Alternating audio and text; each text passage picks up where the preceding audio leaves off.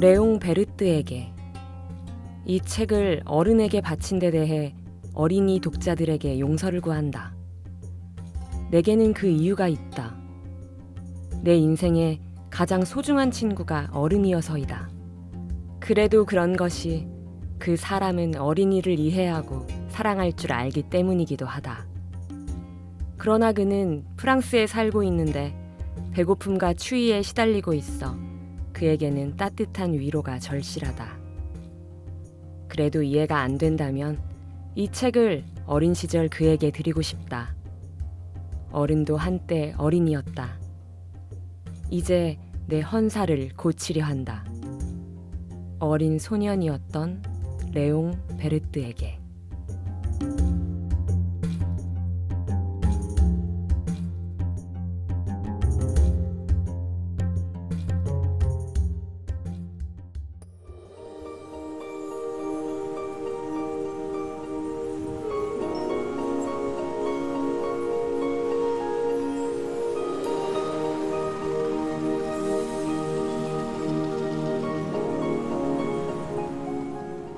보이스멘토 명작 극장, 오디오 드라마, 세기의 명작 앙투안 드 생텍쥐페리의 어른을 위한 동화 어린 왕자 일부.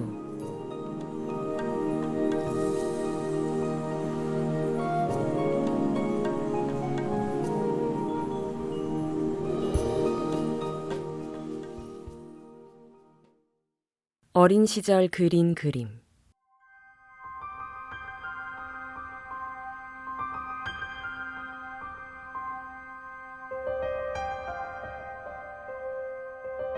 내가 6살이었을 때 한 번은 체험담으로 불리는 원시림에 관한 책에서 굉장한 그림 하나를 보았다.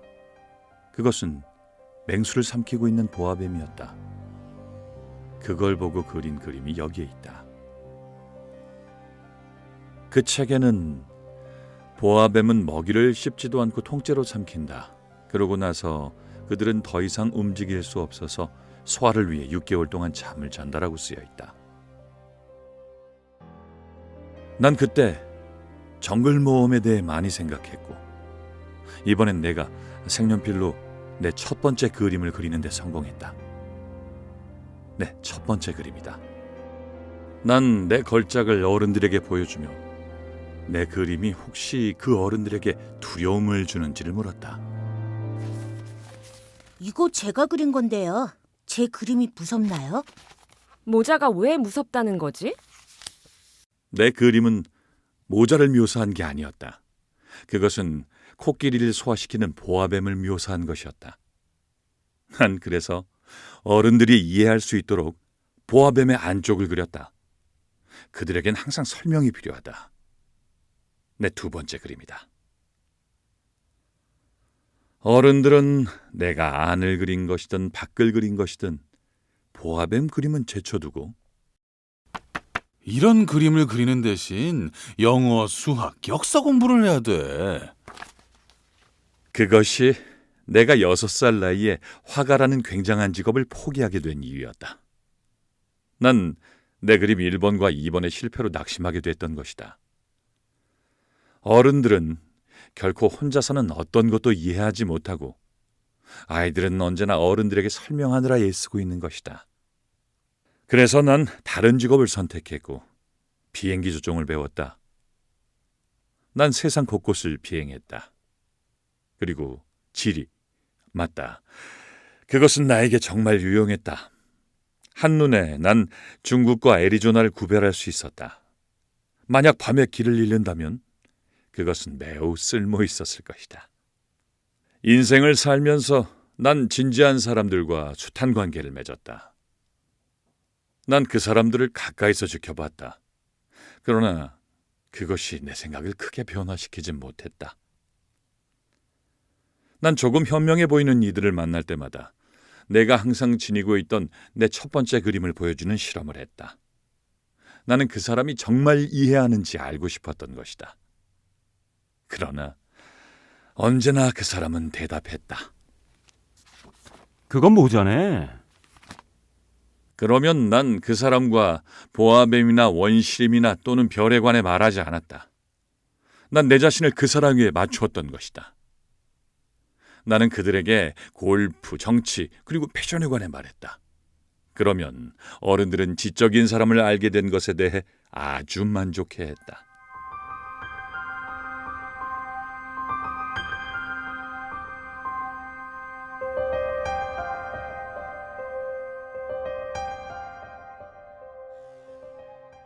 만남. 난 그렇게 외톨이로 살다가 6년 전 사하라 사막에서 비행기 사고를 당했다. 내 엔진에 무언가가 부서졌던 것이다. 그런데 그때 난 정비공이나 승객도 없었으므로 혼자 그 어려운 수리를 해야 했다. 그것은 내게 죽느냐 사느냐의 문제였다. 난 고작 일주일치 마실 물을 가지고 있었을 뿐이었다. 첫날 밤, 난 사하라 사막 한복판 모래 위에서 잠이 들었다. 난 대양 한복판에 떠있는 뗏목 위의 난파선 선원보다 더 고립돼 있었다. 아저씨, 근데 일어나봐. 동틀 무렵 아저씨, 이상한 작은 목소리가 날 깨웠다. 아저씨, 내게 양 한 마리만 그려주세요. 뭐라고? 내게 양 한 마리만 그려줘. 마치 난 벼락이라도 맞은 듯이 벌떡 일어났다.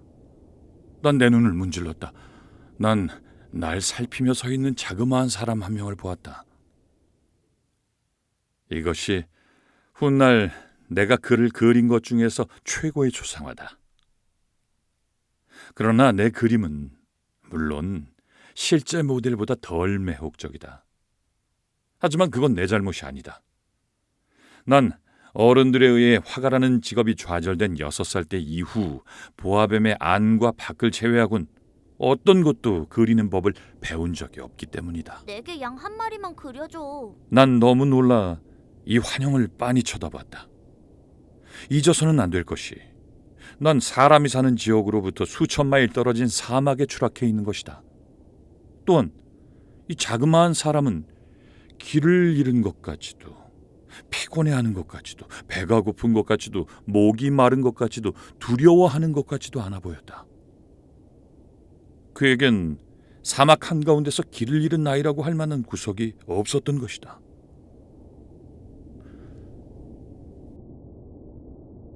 근데 너 여기서 뭘 하고 있는 거니?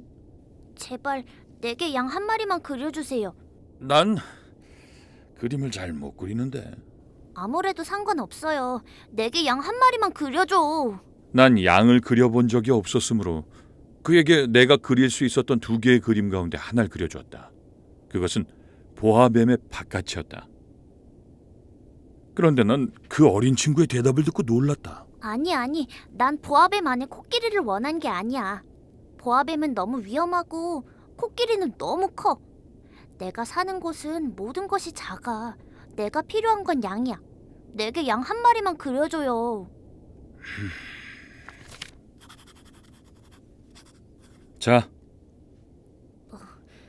아니, 이 양은 이미 병들었어. 다른 걸 그려줘.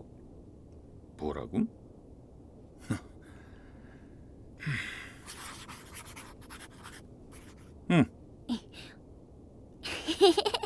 아저씨 보기에도 이건 어린 양이 아니지. 이건 순양이야. 뿔이 있잖아. 그러네. 여기 있다. 이건 너무 늙었어. 난 오랫동안 살 양 한 마리가 필요해. 그래서 인내심도 다 했고 난 서둘러 엔진 수리를 시작해야 했기에 이 그림을 되는 대로 그렸다. 그러곤 툭 던졌다. 이건 상자야. 네가 생각하는 양은 안에 있어. 내가 원하던 게 바로 이거야. 아저씨는 이 양에게 많은 풀이 필요하다고 생각해? 왜? 내 집은 너무 작아서. 뭐 틀림없이 충분할걸? 난 너에게 아주 작은 양을 주었으니까. 그렇게 작진 않은데. 봐, 양이 잠들었어. 그렇게 해서 난 어린 왕자를 알게 됐다.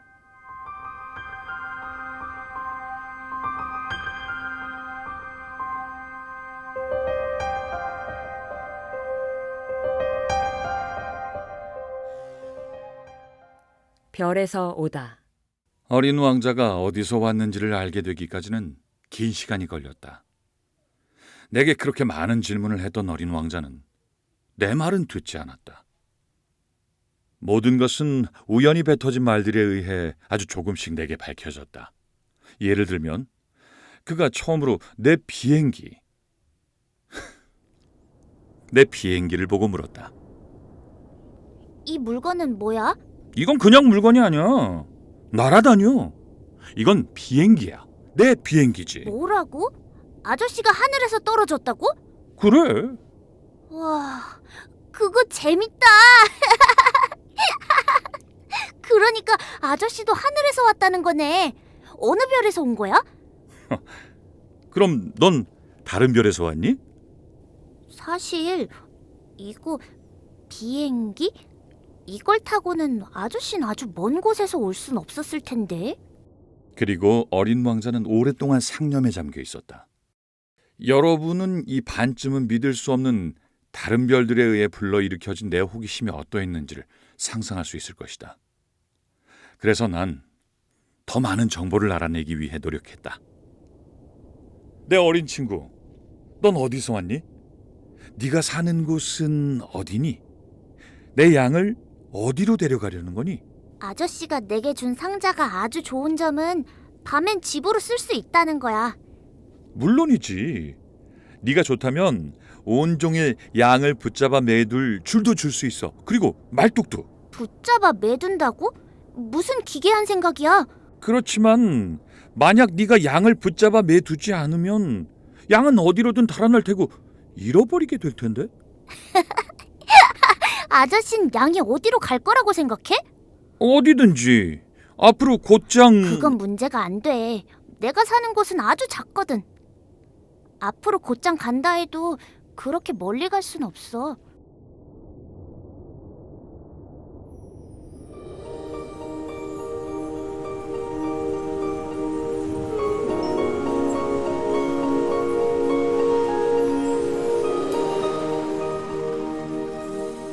보이스멘토 명작극장 오디오 드라마 세기의 명작 생텍쥐페리의 어른을 위한 동화 어린 왕자 1부가 끝났습니다. 2부도 기대해 주세요.